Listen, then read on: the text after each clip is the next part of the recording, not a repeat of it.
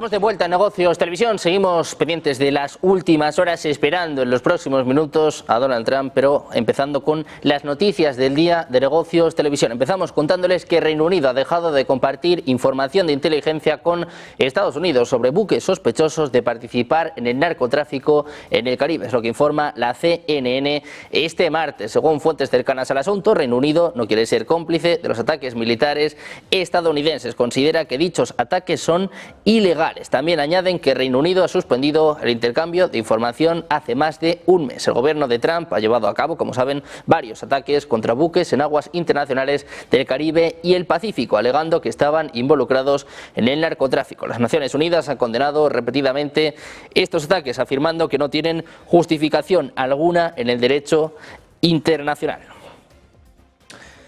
Y mientras tanto, el líder de la mayoría del Senado de Estados Unidos, John Thune, dice que ya existen algunas conversaciones entre republicanos y demócratas sobre la extensión de los créditos fiscales para seguros de salud que vencen este año. Se comprometía a someter esta medida a votación el próximo mes como parte del acuerdo que ha permitido la reapertura de este gobierno, pero señaló que el resultado sigue siendo incierto. Argumentó que ambos partidos reconocen la necesidad de abordar el aumento de los costes de la atención médica, haciendo referencia a los incrementos en las primas contempladas en la Ley de Cuidado de la Salud Asequible. Elogiaba a los 8 demócratas que se han unido a los republicanos para ayudar a poner fin al cierre del gobierno. Precisamente sobre el cierre del gobierno hablaba en las últimas horas Donald Trump. Dice que está de acuerdo, que cuenta con suficientes apoyos y que va a reabrir su país. Mr. President, do you personally approve of the deal that's happening right now in Capitol Hill to end the... Well, it depends what deal we're talking about, but if it's a deal I heard about, that's certainly, they want to change the deal a little bit, but I would say so. I think based on everything I'm hearing, they haven't changed anything, and we have support from enough Democrats, and we're going to be opening up our country. It's too bad it was closed, but we'll be opening up our country. Todos estaban de acuerdo. Chuck Schumer, líder de la minoría del Senado de Estados Unidos, ha trabajado entre bastidores para impedir que los demócratas moderados pusieran fin al cierre del gobierno antes de noviembre. Desafió públicamente a los republicanos y en privado instaba a sus colegas a no ceder mientras avanzaban estas negociaciones. Schumer convenció a los moderados de posponer la decisión hasta que comenzara el periodo de inscripción abierta de la Ley de Cuidado de la Salud Asequible. Este domingo, los moderados consideraban excesivos los costes del cierre del gobierno y se unieran a los republicanos en una votación de procedimiento para impulsar este nuevo acuerdo. Pendientes de Estados Unidos, de este posible cierre del gobierno, vamos a mirar a las amenazas de Donald Trump. Instaba a los controladores aéreos a reanudar su trabajo, advirtiendo de las consecuencias si no lo hacen. Decía, todos deben volver al trabajo ya. Quien no lo haga va a sufrir una importante reducción de su sueldo. Decía Trump, advertía que no está contento con los controladores que se tomaron un descanso durante el cierre del gobierno y que son libres de abandonar sus puestos y de ser reemplazados por verdaderos patriotas. Decía además que estaba comprometido a recaudar hasta $10.000 millones, hasta $10.000 para los patriotas de su país. Un Trump que también intensificaba su defensa de la estrategia arancelaria, advirtiendo que derogar o revertir sus políticas comerciales podría costar a su país más de 2 billones en pérdidas de ingresos e inversión. Dice que la cifra real superaría los 2 billones y sería una catástrofe de seguridad nacional en Estados Unidos. Culpaba a los demócratas y a gobiernos extranjeros de intentar desacreditar su política. Un Trump que también anunciaba sus planes para usar fondos procedentes de los aranceles para reducir la deuda nacional. Anunciaba pagos de $2.000 para ciudadanos de Estados Unidos de bajos y de medianos ingresos. Vamos a escuchar el mensaje de Trump. Without tariffs, this country would be in such trouble, as they were for many years. That's why we owe $38 trillion. And one of the things we're going to do, we're going to issue a dividend to our middle income people and lower income people of about $2,000, and we're going to use the remaining tariffs to lower our debt. We're going to be lowering our debt, which is the national security. Mientras tanto, les contamos que China está elaborando un plan para restringir el acceso a las tierras raras a las empresas estadounidenses vinculadas al sector militar. Es lo que informa este martes The Wall Street Journal. Según la publicación, Pekín planea establecer un sistema de usuario final validado para excluir a las empresas con vínculos con el ejército de Estados Unidos de la recepción de las tierras raras que exporta al país asiático, mientras acelera los envíos a otras compañías civiles. Un sistema de este tipo podría complicar aún más la importación de minerales chinos para las empresas estadounidenses que trabajan tanto con clientes civiles como de defensa. Durante la reciente reunión entre los presidentes Donald Trump y Xi Jinping, las partes llegaron a un acuerdo según el cual Pekín aceptó levantar restricciones a la exportación de tierras raras que impuso a comienzos de octubre. Según señala The New York Times, utilizando el casi monopolio de China sobre estos minerales y su poder de compra sobre la soja de Estados Unidos, Xi Jinping ha logrado obtener concesiones clave de Estados Unidos.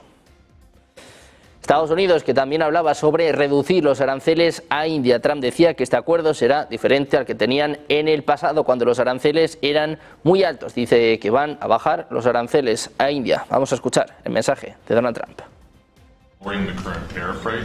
Well, right now the tariffs are very high on India because of the Russian oil, and they've stopped doing the Russian oil. It's been reduced very substantially. Yeah, we're going to be bringing the tariffs down. Con el foco en Estados Unidos, les contamos que un evento de Turning Point se ha convertido en el caos cuando estallaron violentas protestas en la Universidad de California en Berkeley. El evento fue la última parada de la gira American Comeback, que el comentador conservador Charlie Kirk acababa de comenzar cuando fue asesinado a tiros en un evento en la Universidad de Utah Valley en septiembre. El evento de este lunes contó con la participación del comediante y actor Rob Schneider y de Frank Turek. Fue escenario de grandes protestas con al menos 3 arrestos. 2 personas fueron detenidas tras un violento altercado. Imágenes obtenidas por Fox muestran a agentes interviniendo para separar a 2 hombres que se enzarzaban en una pelea. Uno de ellos vestía una camiseta roja con la palabra libertad. 4 estudiantes fueron arrestados este lunes por la mañana por presunto vandalismo después de que intentaran colgar un gran insecto de cartón en una puerta antes del evento.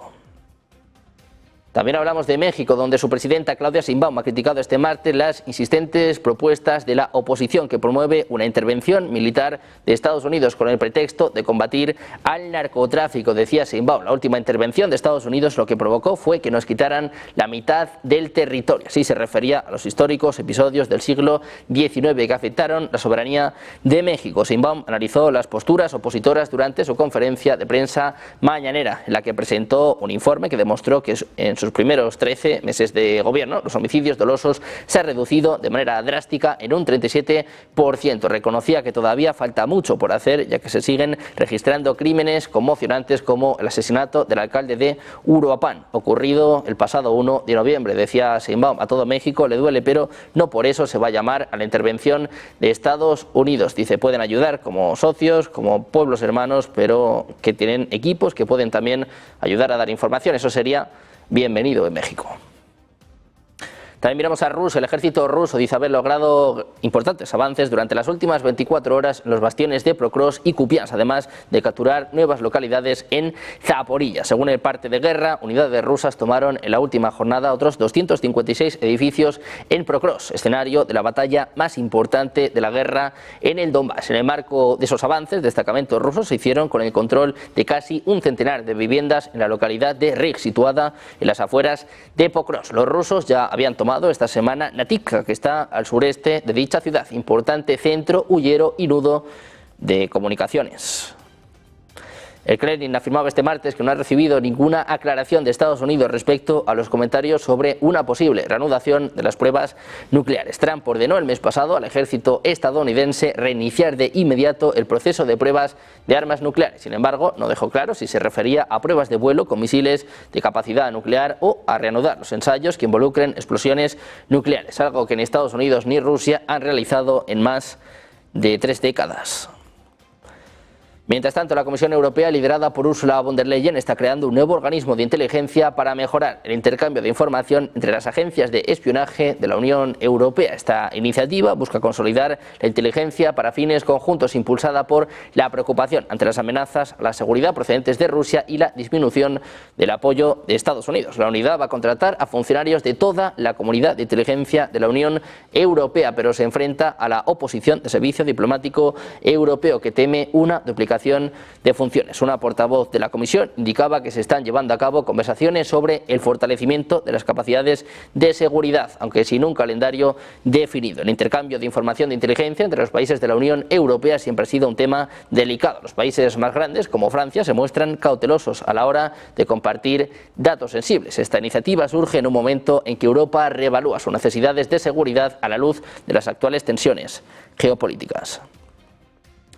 También les contamos que un avión de transporte militar de la Fuerza Aérea Turca se ha estrellado este martes en el espacio aéreo de Georgia cuando regresaba de Azerbaiyán a Turquía. Un avión de carga militar C-130 que despegó de Azerbaiyán con destino a su país estrellado en la frontera entre Georgia y Azerbaiyán. Se han iniciado las labores de búsqueda y rescate en coordinación con autoridades de Azerbaiyán y de Georgia, es lo que asegura el Ministerio de Defensa de Turquía. El ministerio declaró que 20 personas se encontraban a bordo del avión, incluyendo la tripulación. Decía, continúan las labores de búsqueda y rescate, es lo que apuntaba este organismo, sin precisar si hay supervivientes. Según el comunicado del Ministerio del Interior de Georgia, el avión se estrelló cerca de Signagi, a unos 5 kilómetros de la frontera con Azerbaiyán. Las autoridades del país ya han iniciado las investigaciones correspondientes. Se trata de un avión tipo Hércules C-130 con 4 motores turbohélice, fabricado por la empresa estadounidense Lockheed Martin. Aún no se sabe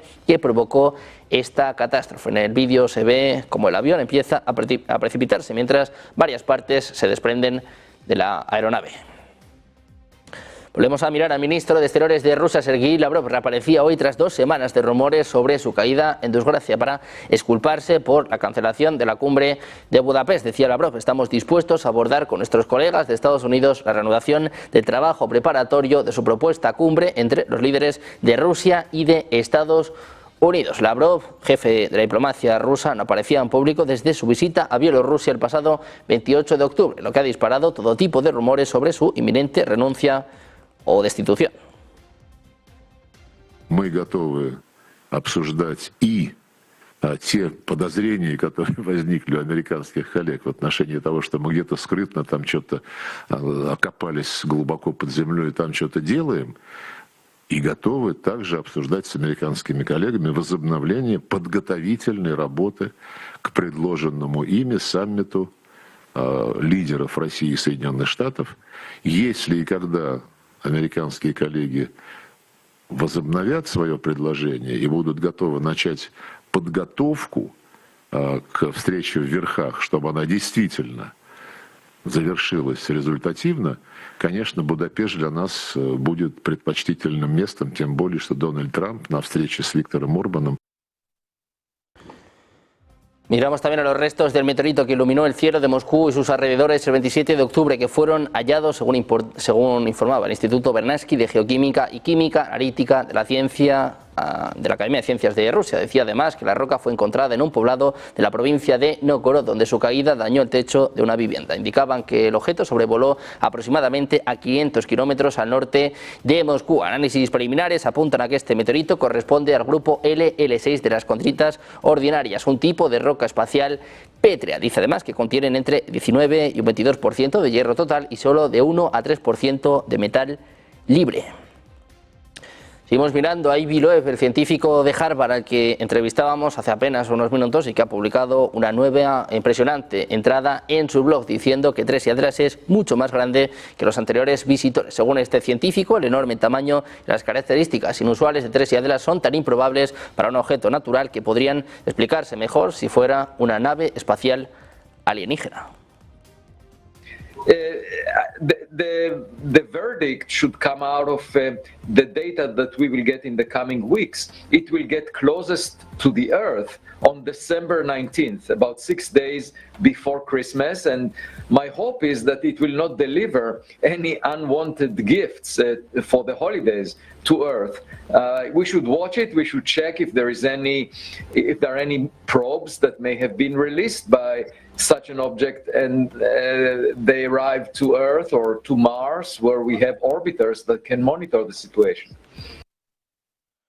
Pendientes de Avi Loeb en un momento en el que el debate sobre el Tres Yadras ha dado un giro inesperado después de que el físico teórico Michio Kaku haya desestimado públicamente las afirmaciones de que podría tratarse de una nave espacial alienígena. En una entrevista concedida a News Nation afirma que las características inusuales de este objeto pueden explicarse por causas naturales en lugar de por ingeniería extraterrestre avanzada. Dice que un recolector de basura de 7.000 millones de años, según Kaku, Tres Yadras posiblemente sea un cometa antiguo de unos 7.000 7.000 millones de años, que ha viajado a través de diversos entornos cósmicos, acumulando material en su trayecto. Lo describe como un recolector de basura de desechos espaciales, lo que podría explicar su inusual composición química. El objeto, de un tamaño similar al de Manhattan, contiene, según se informa, niveles inusualmente altos de níquel y de hierro, elementos que no suelen encontrarse en los cometas de nuestro sistema solar. Kaku atribuye a esto a la gran edad del objeto y a su exposición a diferentes gases y polvo cósmico durante su viaje interestelar. Dice que este cometa es diferente porque es mucho más antiguo que cualquier otro que hayamos visto